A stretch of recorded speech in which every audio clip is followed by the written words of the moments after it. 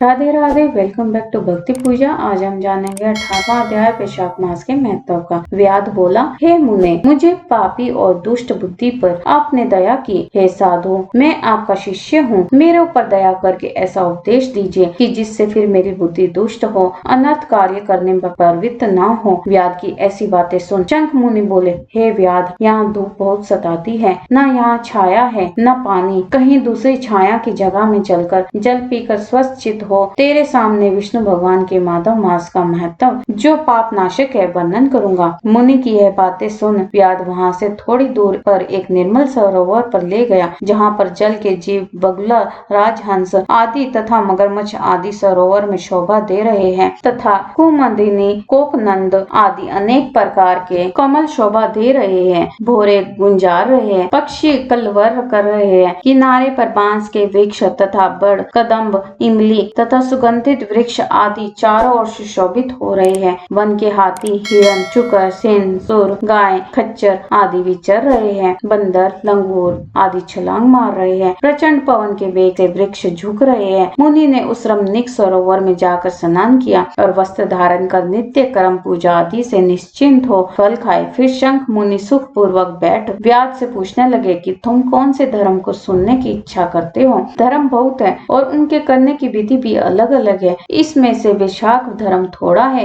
मगर अत्यंत फलदायक है। तेरे मन में जो पूछने की इच्छा हो पूछ। तब हाथ जोड़कर व्याध बोला, हे महाराज, मुझे कौन सा कर्म करने में तपोगुणिमय यह व्याध योनि मिली और किस कर्म से मेरी ऐसी बुद्धि हो गई जो महात्मा की संगति हुई। हे प्रभु, यदि आपकी मेरे ऊपर कृपा है तो यह सब वृत्तांत मुझसे कहिए। यह सुन शंख मुनि कहने लगे, हे व्याध, तू शाकाल नगर में पहले वेद पाठी ब्राह्मण था। तेरा नाम सतंब था और श्रीवत्स गोत्र में तेरा जन्म हुआ था। एक वेश्या से तेरा प्रेम था, उसी की संगति के दोष से तू नित्य कर्मों की परित्याग कर शूद्र के समान घर आता था। इस प्रकार तुझे आचारहीन दुष्ट के धर्म क्रिया त्याग दी। किंतु तेरी स्त्री ब्राह्मणी बड़ी रूपवती थी। वे वैश्य सहित तुझ नीच की सेवा किया करती थी और तुम दोनों की आज्ञा में लगी रहती थी। जब इसी तरह सेवा करते करते बहुत समय बीत गया, तब एक दिन तूने भैंसे का दूध और मूली खाई तथा शूद्रों के भक्षण करने की वस्तु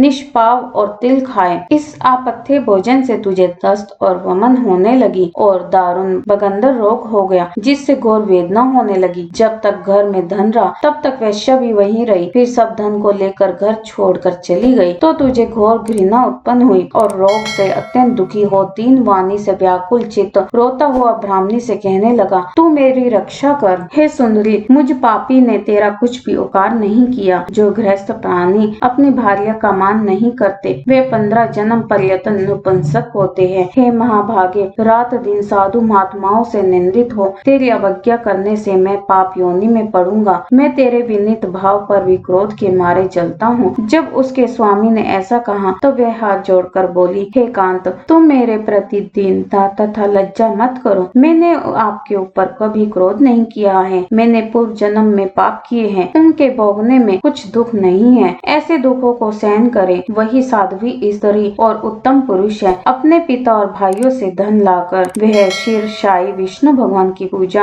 और तेरी सेवा में लगी रही। दिन रात मल मूत्र धोकर शुद्ध करके और तेरे जो कीड़े पड़ गए थे उन्हें धीरे धीरे निकालती। रात दिन नींद त्याग तेरे दुख में दुखी हो कहने लगी, हे पितेश्वरों, तुम मेरे पति की रक्षा कर, रोगहीन और पाप रहित करो। और चंडिका श्री गणेश जी, शनिश्चर जी से प्रार्थना करती थी कि मेरे पति निरोग होकर 100 वर्ष तक जीवित रहे। ऐसे वह देवी प्रतिदिन किया करती थी। तब एक दिन देवल नाम के मुनि वैशाख में गर्मी के मारे संध्या समय घर पर आए। तब तेरी स्त्री के रोग नाशक वेद समझकर उनके चरण धोकर जल सिर पर छिड़क लिया और गर्मी से व्याकुल महात्मा को तेरी आज्ञा लेकर शरबत पिलाया, जिससे उनको शांति मिली। दिन निकलने पर वह मुनि जैसे आए वैसे ही चले गए। थोड़े दिन बाद तुझे सन्निपात हो गया। तब तेरी स्त्री ने त्रिकुटा पिलाया तो तूने उसकी उंगली काट ली और तेरी दांती भिज गई। तू अपनी सुंदर शैया पर उसी वैश्या का ध्यान करता हुआ मर गया। तेरी रूपवती स्त्री यह देख अपना कंकन बेचकर बहुत सा ईंधन लाई, विशाल चिता बना बीच में तुझे रखकर तेरे रोग पीड़ित शरीर का अग्नि संस्कार किया और स्वयं भी उसी अग्नि में जलकर सती हो गई। वह शरीर त्याग पति का